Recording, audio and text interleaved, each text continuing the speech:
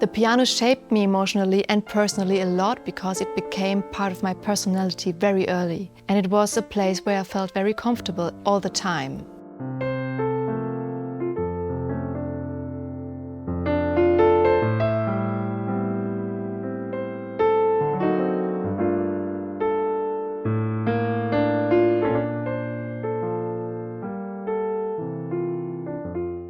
I'm Clara Heberkamp, a piano player and composer, and I am much into improvising and crossing genres, and I also love to sing and doing research.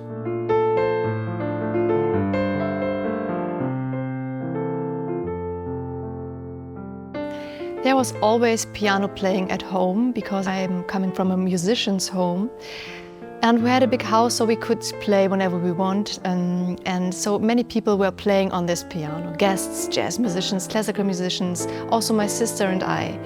And then when we were at home, I pressed the very low key of the piano, and we felt a bit spooky then. It was a spooky atmosphere, and we ran up the stairs and like, whoa, what is that?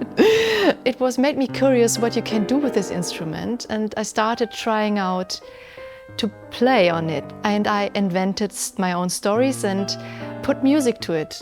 And this music was very funny because it was, for example, subdominant, dominant, I mean strange places that don't fit to the melody. But I tried it out and it was very funny, and yeah, so you can say I started improvising before I started classical lessons. Oh, Danny boy, the pipes are calling. And I love to experiment, and that was something I always wanted to do. I wanted to find my own way to do things. I didn't want to listen to others. I mean, of course later I had to because I wanted to learn something. But this was my place where I could be free. Is falling. 'Tis you must go, and I must bite.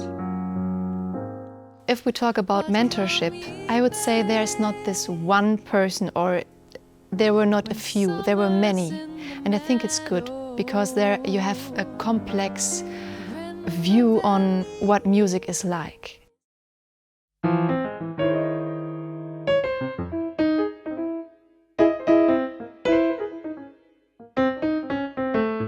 When I'm performing on stage, I have to remind myself that I have my own rules, and it always worked out fine. And I have to get the connection to myself again, to my body, to my creativity, and then it works out.